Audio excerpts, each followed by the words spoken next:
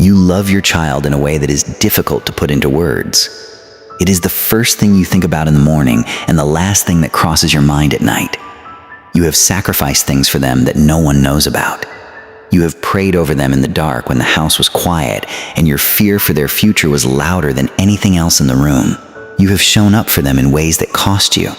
Your time, your body, your ambition, your sleep, without once questioning whether the cost was worth it. The love is not the question.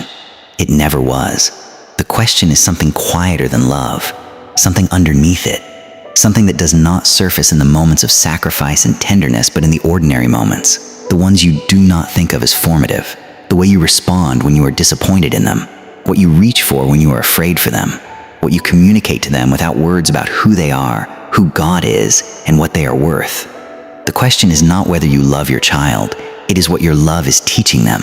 What if the kind of mother you are, not the kind you intend to be, but the kind your child is actually experiencing, is already one of 3 types Scripture has documented, examined, and delivered a verdict on? Not to condemn you, to locate you, because the mother who knows which type she is operating as has something the mother who does not know will never have. She has the ability to choose differently. By the end of this video, you will be able to identify which of the 3 biblical mother types is currently shaping your child, and you will understand what each type deposits in a child that the child carries for the rest of their life. Because motherhood is not only the most intimate relationship on earth, according to Scripture, it is one of the most spiritually consequential. And the woman who understands what she is actually forming will never again mistake a moment with her child for anything less than what it is: a formation, a deposit, a piece of the person they are becoming. Proverbs 31:26. The description of the woman whose worth is beyond rubies. She opens her mouth with wisdom, and the teaching of kindness is on her tongue. 2 things named in one verse: wisdom and kindness. Not wisdom alone, which can become cold. Not kindness alone, which can become spineless. Both, together, on the tongue, available at the moment of speaking. The mother Proverbs holds up as the standard is not a woman who has arrived at spiritual perfection. She is a woman whose words carry both truth and warmth simultaneously, who does not sacrifice one for the other. And what she produces, in her children, in her household, in the generation that follows, is the direct result of those 2 things held in tension. Wisdom without kindness produces children who know what is right and feel judged by it. Kindness without wisdom produces children who feel loved and are unprepared for the world that is coming for them. The mother who holds both changes a bloodline. 3 types, all in Scripture. All real women, all producing something specific in the children they shaped. One of them is the mother you are right now, and one of them is the mother your child needs you to become. The first type, the mother who sacrifices everything but herself. Her name is Rebecca, and she loved Jacob before he was born. Genesis 25 records that when the twins struggled in her womb, she inquired of the Lord and received a word. 2 nations are in your womb, and the older will serve the younger. She received a promise from God, a real one. And then she did what too many mothers do with a real promise from God. She decided to help God keep it. Genesis 27. Isaac is old and his eyes are dim, and he calls for Esau to receive the blessing. Rebecca hears it, and instead of trusting the God who made the promise to deliver it in his own way, in his own time, she engineers a deception.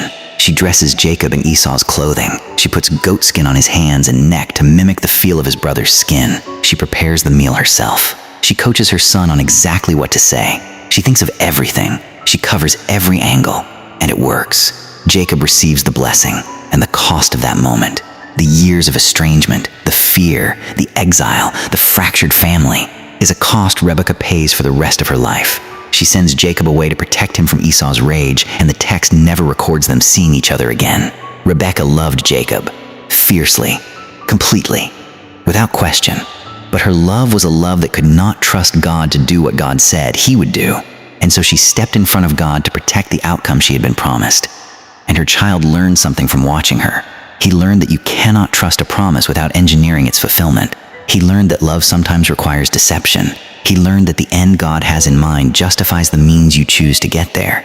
And Jacob, the child of that formation, spent decades being deceived in return, deceived by Laban, deceived by his own sons about Joseph. He reaped the crop his mother planted in him before he was old enough to know it was being sown. This is the first type. The mother who loves with totality and controls with the same totality, who prays over her child with one hand and manages every outcome with the other, who has received promises from God for her child and cannot release those promises back to the God who gave them, whose love is real and whose fear is louder than her faith, and whose child grows up feeling loved and also subtly suffocated, never fully certain that who they are without their mother's engineering is enough, never fully trusting that God can be left to do what God promised without human assistance. The child of the controlling mother does not grow up faithless. They grow up with a faith that requires their management, a God who needs their help, a life that must be engineered because trust, in their experience, was always theoretical, always accompanied by a backup plan, always one crisis away from being replaced by their mother's intervention. The reframe, the promise God made over your child belongs to God. Your job is not to fulfill it. Your job is to prepare the child to receive it. But here's where it gets generational. The second type, the mother who is physically present and spiritually missing. Her name is never given. She is the wife of Manoah, the mother of Samson. And her story begins with an angel. Judges 13. She is barren, and the angel of the Lord appears to her, not to her husband, with a specific word. You will conceive and give birth to a son. He is to be a Nazirite, dedicated to God from the womb. She receives the word. She tells her husband. Manoah prays for the angel to return. And when the angel returns and Manoah asks how they should raise the boy, the angel says what I already told the woman. The instructions were given to the mother. She was the one chosen to receive them. And then Samson grows up, and the instructions that were given to his mother, the dedication, the Nazirite vow, the set-apartness that was supposed to govern his entire life, are nowhere visible in how he lives. He touches a dead lion and eats honey from the carcass. He marries a Philistine woman against the explicit counsel of his parents. He visits a prostitute in Gaza. He tells Delilah, after she asks him repeatedly with motives that could not have been more transparent, the secret of his strength. Every protection his dedication was meant to provide is dismantled by a man who was never formed to value what the dedication required. Something happened between the angel's instructions to Samson's mother and Samson's lived theology. Something failed to transfer. The word was received but never woven into the child. The mother was there in body. She was present in the physical sense, but the spiritual formation that was specifically assigned to her, the shaping of a child who understood his dedication, who lived inside the meaning of what had been spoken over him, did not happen. And Samson walked into the world with supernatural gifting and no internal architecture to steward it. He was strong in every way that could be seen and unformed in every way that mattered when no one was watching.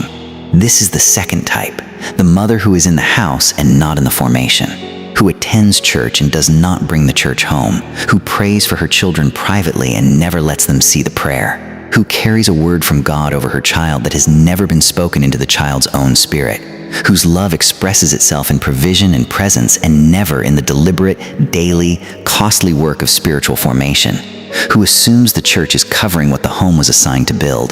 The child of the absent spiritually mother grows up in a household where faith is acknowledged and not practiced, where God is respected and not pursued, where the dedication spoken over them at birth was real and was never explained to them in the years they needed to understand it, and they walk into the world with the same exposure Samson had, gifted, capable, and deeply, quietly, catastrophically unformed in the places where formation was most required.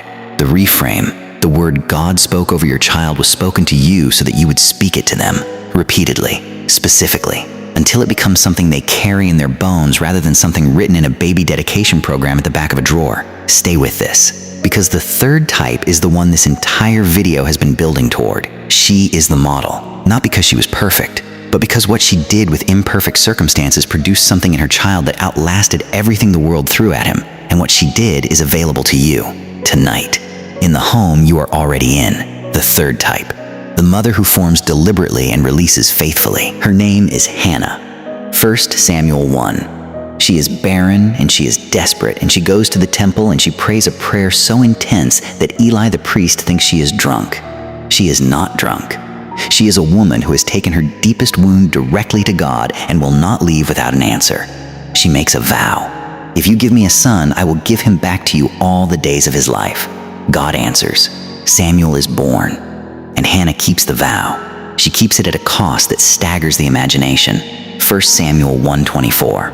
When Samuel is weaned, scholars estimate 3 years old, possibly older, Hannah takes him to the temple at Shiloh and presents him to Eli, to live there, to serve there. From that point forward, a child who still needed his mother delivered to a life his mother had promised him to before he was born.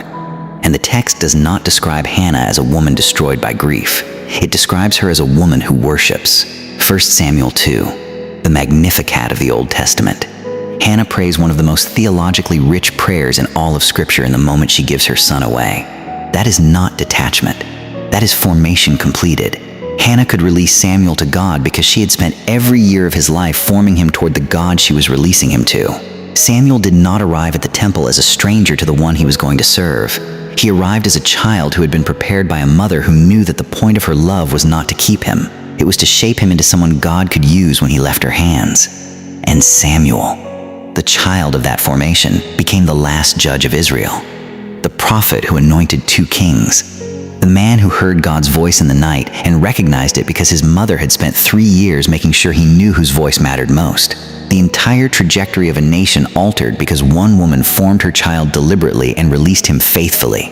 This is the third type, the mother who understands that her child was never hers to keep, who loves with the full force of everything she has and holds that love open-handed, who forms with intention, not because she is controlling the outcome, but because she knows the formation is her assignment, who prays over her child in a way her child can see and hear and internalize, who speaks the things of God into ordinary moments, who lets her child watch her faith work on her in real time, who prepares them not for the life she imagined for them, but for the God who authored them. That mother is not a category of spiritual superwoman. She is a category of decision, a posture chosen, a daily orientation toward the question not of what does my child need from me today, but of what is God forming in my child and how do I cooperate with that formation rather than replace it with my own. You came into this video as one of 3 types. And if you are honest, genuinely honest in the way that only happens in the quiet after the video ends, you know which one has been most present in your home. You know where the controlling has been louder than the trusting. You know where the presence has covered for the absence of formation. And you know the moments where you have been Hannah, where the love was open-handed, where the prayer was visible, where what you did with your child pointed them toward God rather than toward you. The goal is not to be Hannah perfectly. The goal is to become a mother whose primary formation question is not, what do I need my child to be, but who did God make this child, and am I cooperating with that or competing with it? Proverbs 22:6 says, train up a child in the way he should go, the way he should go. Not the way you planned, not the way you feared, not the way that would ease your anxiety or confirm your identity as a mother who got it right, the way God designed for this specific child before you held an opinion about it. That way. That is the formation you were given this child to support. The mother who trains toward God's design rather than her own fear produces a child who knows the difference between love that needs something from them and love that wants something for them. And that child, the one who grows up receiving love that wants something for them, becomes an adult who can receive the love of God in the same way, openly, without bracing, without performing, without waiting for the condition attached. That is the inheritance Hannah gave Samuel. That is what is available to you, not because your circumstances are like hers, because the God she prayed to is the same God who is listening right now.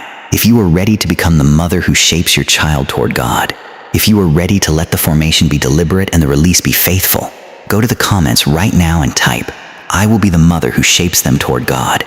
That is not a resolution. That is a declaration over every year you still have with them, every ordinary moment that is actually a formation, every prayer they will hear you pray before they are old enough to know what prayer costs. And if a mother came to mind while you watched this, someone carrying one of these patterns without knowing Scripture named it long ago, send this to them today. Not when the moment feels right, today. Because the child in her home is already being shaped by something. And the only question is whether she will choose what that something is before it chooses itself.